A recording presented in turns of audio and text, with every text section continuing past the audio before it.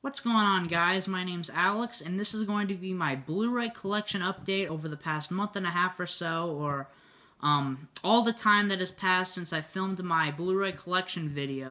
You know, I posted that recently. If you haven't seen that, check it out if you want to, if you like long videos, but if you don't want to, that's okay. But I got a lot of interesting stuff here. I got some Scream Factory Blu-rays, I got some new releases that came out, and some A24 films, and some $3.99 disc replay pickups. So I got a decent amount of stuff.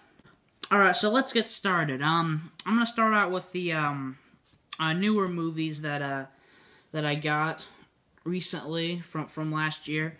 First one up is Interstellar, in this weird kind of package.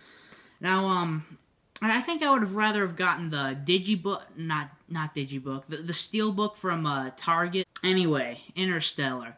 This is one of my favorite movies of 2014. It's just such a spectacular film. I mean, like, just so good. I mean, like, all the visuals, just so, like, they look so real. There's not one shot in this movie that like, feels fake to me. It's just all, like, Christopher Nolan, man, that director, I mean, fucking love Christopher Nolan. I mean, who doesn't love Christopher Nolan? Like, he always does a great job with, like, blending CGI with practical effects to make it, like, look perfect. And Matthew McConaughey, man, that guy, like, freaking 5 years ago, if you were to ask me what I thought of Matthew McConaughey, I would have said, oh, he's bad actor, or maybe worst actor ever, I would probably have said. But now, 5 years later, damn, this dude's like a great actor. He's really turned his career around. So yeah, Interstellar, great movie, and it might be one of my favorite sci-fi movies of all time. Like, this movie's just so good. I don't really understand the hate for it. I mean, I really don't get the hate, but anyway, yeah, that's Interstellar. Amazing, amazing film. And I don't really care that much for sci-fi. I mean, I do really like sci-fi movies. I think it's a very unique genre, but it's, like, not really my go-to kind of, like, film genre. Like, I'd rather watch, like, a horror movie or a drama or something. Next up, we got Birdman, or The Unexpected Virtue of Ignorance, with this badass slipcover. Probably one of my favorite, if not my favorite, slipcovers. Birdman, one of the best movies I've ever seen. Maybe not, but yeah, it won Best Picture, and I think it definitely deserved to win Best Picture. But the thing about this is that like, I watched this movie with my some of my family members, and, like, they all hated it. Like, they all really hated it. So I don't really understand why. But this movie, I know you're probably sick of hearing about it, but this is one of the best shot movies I've ever seen. Some of the best cinematography ever, like, in any movie I've ever seen. Like, can you imagine how hard it was for them to, like, get the scenes just right with, like, the way they were doing it? I mean, damn, this is, like, some of the best filmmaking ever. And, like, it really has a lot of social commentary, too, about, like, the entertainment business and, you know, the film business and film critics. My theory on this movie is that everybody played themselves. Like, Michael Keaton played himself, basically, and Edward Norton played himself in this movie, because I've heard that, like, he's kind of a hard actor to work with, like, on set, and that's how he is in this movie. So that's how I think that that's how I think it was. Like, a lot of people in this movie basically played themselves. Okay, the next movie up is Nightcrawler, starring Jake Gyllenhaal, which, Jake Gyllenhaal, man, this guy is one of my favorite actors working today. This guy's a great actor. He really, cares about his performances, and, like, in his role in this movie, like, he lost a lot of weight, and, like, he just, like, gave this performance his all, you know? This is one of the best performances of last year, and, like, this movie kind of reminds me of, like, it's kind of like a dark comedy. It kind of reminds me of movies like American Psycho. Just a great, interesting movie, and pretty quotable, too. I got this for $15 at Disc Replay. Anyway, freaking great movie. Okay, here we go. Speaking of great movies, here's one more. I got The Guest. This movie was fucking awesome, okay? If you don't like this movie, what's wrong with you? This movie, just in case you don't know what it's about this guy who shows up on the doorstep of this family, and he claims that he was with their son who has deceased in a war, so they let him stay there for a couple days, and then shit starts to go down. People start to die, and just such a badass movie. And this guy, Dan Stevens, I haven't seen him in anything. I haven't seen him in any other movie. I think this is one of his first movies. Anyway, he was great. I can't wait to see what this actor does next. He did a great job.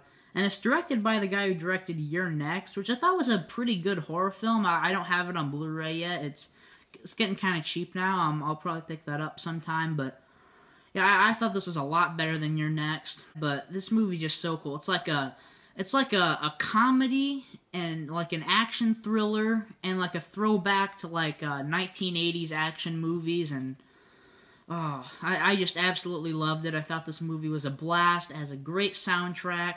Looks great on Blu-ray. And if you haven't seen this movie, you have to check it out. I strongly, strongly recommend it. Okay, next up is a film that came out in 2013, and it was nominated for Best Screenplay and 6 other Academy Awards, like Best Picture and all that. Anyway, it's Nebraska, directed by Alexander Payne. I got this for $10 at Disc Replay. And this movie was phenomenal. It was a great movie. I mean, just so well written. I mean, an excellent, excellent screenplay.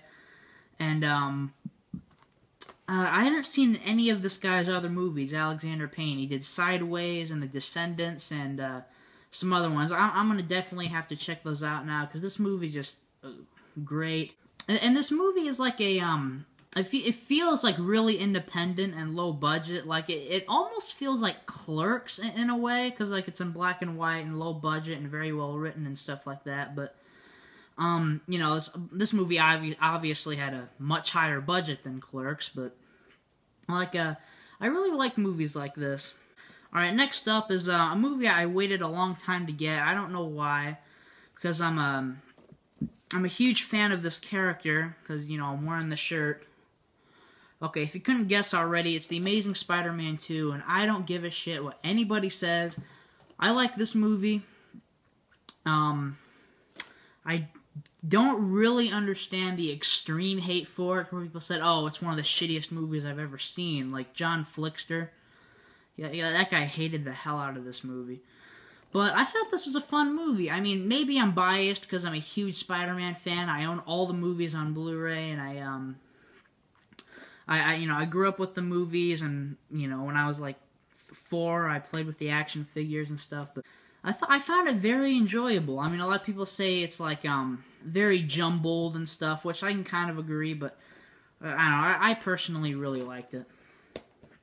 Okay, next up, I'm going to move on to my Scream Factory Blu-rays. Now, over the past 3 years of me collecting Blu-rays, I've only owned one Scream Factory Blu-ray, just one, and it's Halloween 2, which I have back here.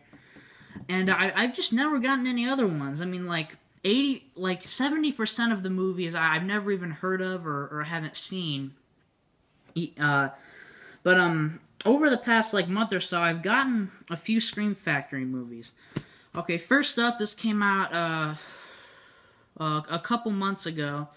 It's The Babadook, directed by Jennifer Kent, a first-time director. A really good movie. I mean, I don't love it as much as some people do, like Chris Stuckman, who was his number 3 of the year, but I thought it was, and I don't really even consider this really a horror film. I consider it like a psychological thriller movie, kind of like that, but this Blu-ray is badass. Like Scream Factory really did a great job with this movie.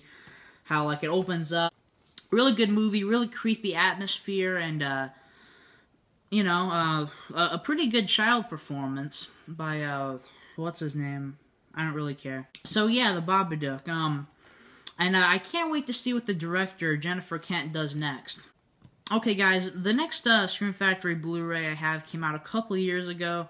and it's Psycho 2. So I stopped at Fry's Electronics for the first time. I've never been there. I went in and I found this. I picked it up, and I was like when I saw this for the first time a few weeks ago, like I wasn't expecting anything from it. You know, Psycho 2, a sequel to the best horror film of all time, or one of the best.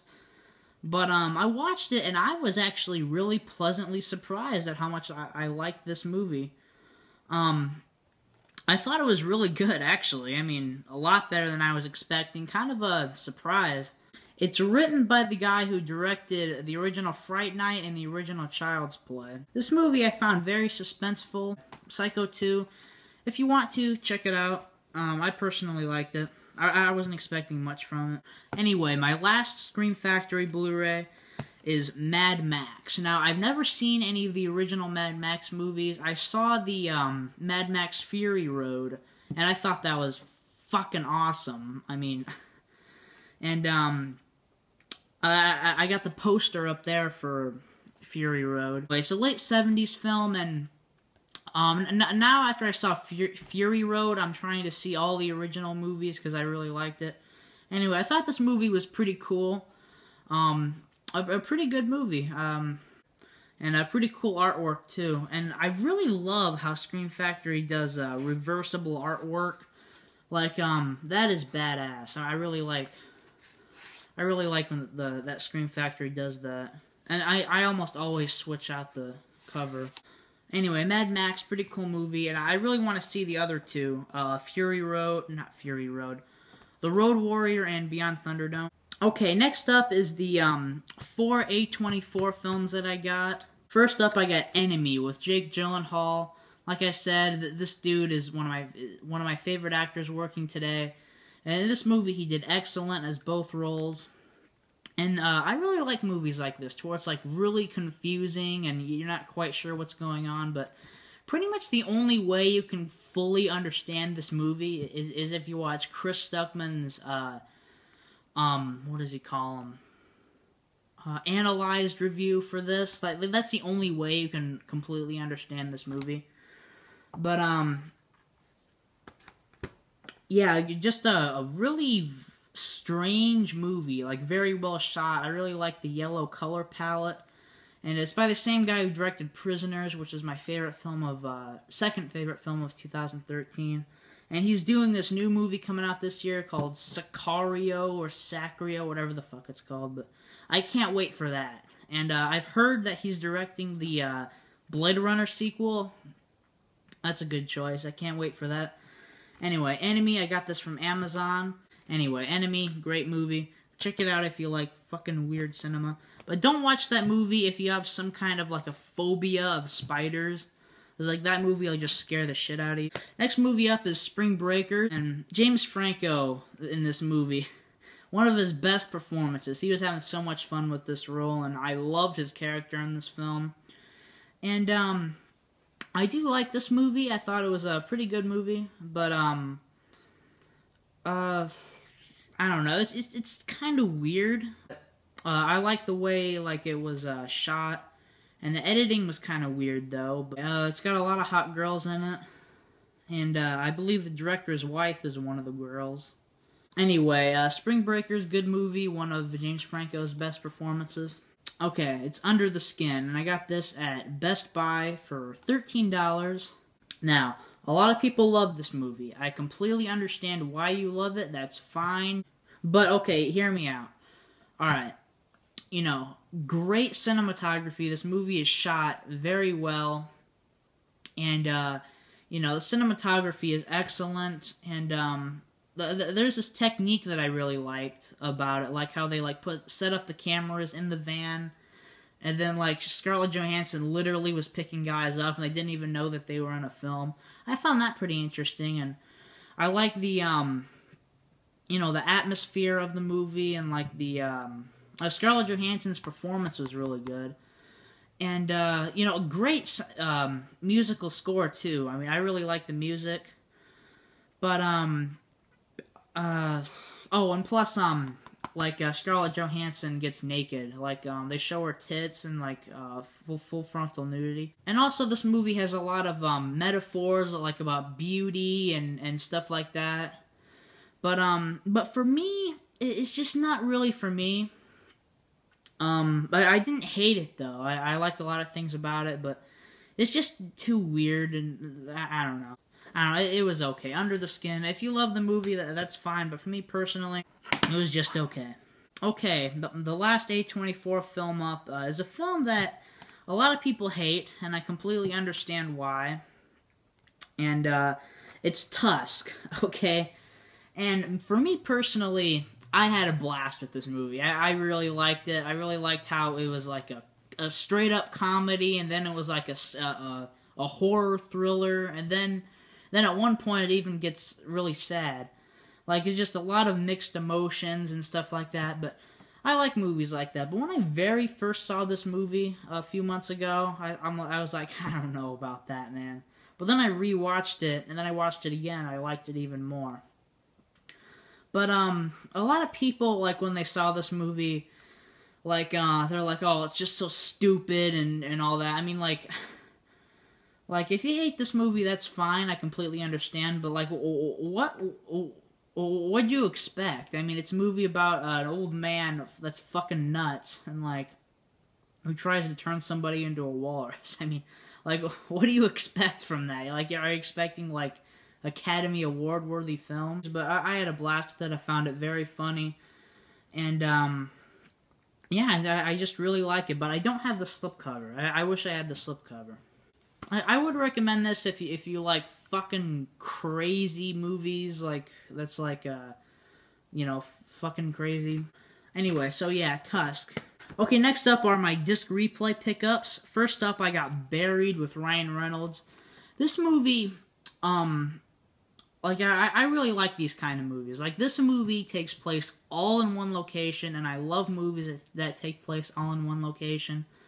But literally, like the entire movie is just Ryan Reynolds in a coffin underground, and like he has a phone and a couple other things, and like he's trying to call people, like the police and all that, to help him like get out. And the way I'm describing it sounds kind of boring because it's all in a box, like it never cuts away. But that's what I thought too. I thought, man, this looks kind of boring, but I found this movie absolutely riveting. I mean, just such a great movie, and like very well directed too. One more thing. The ending to this film. The ending to this movie, it's great. That's all I'll say without spoiling it. It's great. It's something you wouldn't expect from a movie like this. Anyway, it has a great ending. But, anyway, yeah, Buried. Check it out. I strongly recommend it. Okay, the next movie up is Leaving Las Vegas with Nicolas Cage and Hannah Shue. I actually watched this movie for the very first time last night, and I thought it was a really good movie. You know, it's about Nicolas Cage, who's a fucking drunk and who tries to drink himself to death in Las Vegas. And this is probably one of his best performances. I mean, most definitely one of his best, if not his best. Pretty good. I love Nicolas Cage. He's one of my favorite actors working today. And yeah, I really liked it. Except on this Blu-ray, there's no special features. That sucks. Anyway, yeah, great movie. Okay, next one up is Phone Booth, directed by Joel Schumacher, or whatever. He's a terrible director.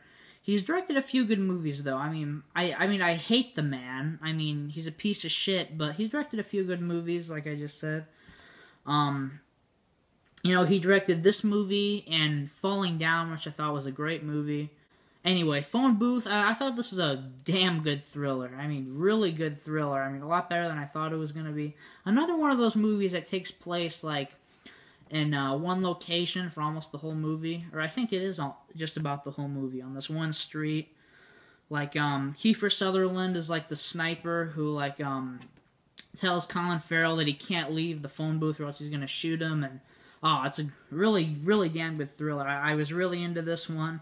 Forrest Whitaker's in it, and yeah, I really liked it. I thought it was very well directed. Okay, the next movie up is Disconnect.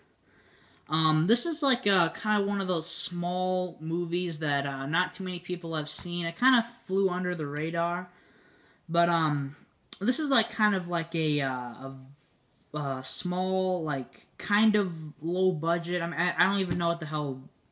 I don't even know what the budget was for this movie. Anyway, it's kind of like Crash. It's kind of like the movie Crash with Sandra Bullock. How like there's like these 3 storylines and like they all kind of connect in certain ways a little bit. And I thought this movie was really good. I really enjoyed it. And Jason Bateman, that guy is only known for comedy. Or I haven't seen him done anything serious, but he's a pretty good serious actor. He done really good in this movie. Anyway, if you like smaller kind of indie movies, check this out. It's really good. And I really like the slow motion thing the director did, like toward the end. I thought that was cool. Okay, next up is Primal Fear. I thought this was a great movie. I watched this for the first time a month ago. You know, great acting. This is actually Edward Norton's first movie he's ever done. Yeah, great movie. And a great twist, too. I mean, I wasn't expecting that. Okay, next one up, 1 Hour Photo. I haven't seen this movie for like over 10 years. This is probably Robin Williams' best performance he's ever done. Besides Good Will Hunting, well, I heard that that's his best performance, but I have not seen that movie. But this movie was great, and I really want the slipcover to this, though. I didn't get the slipcover, but that's no big deal. Anyway, yeah, Robin Williams plays this fucking weirdo who's obsessed with his family, and I thought, it was very well directed, and good cinematography, and I just really liked this movie. When I saw this, like, when I was a really little kid, like, this one shot always stuck. I've had dreams about it my whole life, and I was waiting for that scene in this movie, to where, like, he's dreaming, and, like, it does a close-up of his face, and, like, blood starts squirting out of his eyes, like, when I was, like, 6, that scared the living hell out of me, and I had dreams about that. Anyway, who cares? Okay. Okay, next movie up is Donnie Darko. Like I said, I really like, freaking weird movies like this, to where, like, it's very confusing and kind of strange. I like movies like this, and, again, another Jake Gyllenhaal movie. I have, like, 3 Jake Gyllenhaal movies in this update. Anyway, this is, one of his first movies, and, yeah, I watched it once, and I'm gonna have to watch it again, because, this is, like, one that you have to watch, like, multiple times to get. I thought it was really good, pretty well shot, and, yeah. And I got this movie, the sequel to Donnie Darko, S. Darko. I haven't even seen this movie yet. It looks like a piece of shit. This looks like a terrible movie. It has no returning stars from the first one. And damn, this movie looks terrible. But I love the first one, so... And plus I got this for really, really cheap. I'm not really looking forward to that one. It looks like shit. Okay, the last pickup of the day is one of the best deals I've ever gotten on a Blu-ray. It's the digibook of Clash of the Titans, the original. And I got this for, look, $3.99. Hold on, focus. There you go. $3.99 at Disc Replay. That is a freaking great deal for a digibook. When I saw that, I was like, this is mine. Nobody touch it. It's mine. But I haven't seen this movie for, like, I remember I watched it in school in, like, 6th grade, and I didn't really like it. I remember having, like, really shitty special effects. This is made in, like, 81? Wait, I'm right. 81. I just guessed. So, yeah, I'll probably get around to it sometime, but you can't beat that deal, man. $3.99 for a digibook. And, like, it's brand new, too. It's not, like, fucked up. Like, it's practically brand new, and I was so happy to get this. Anyway, so yeah, it's Clash of the Titans. Alright guys, so that's it for my Blu-ray update for from the past month or so. Leave me a comment below and tell me what you thought about some of the about like anything I said, or what you think about some of the movies in this update, or what you've picked up recently. Tell me whatever the hell you want. And so that's about it. So yeah, take care, and I'll see you later.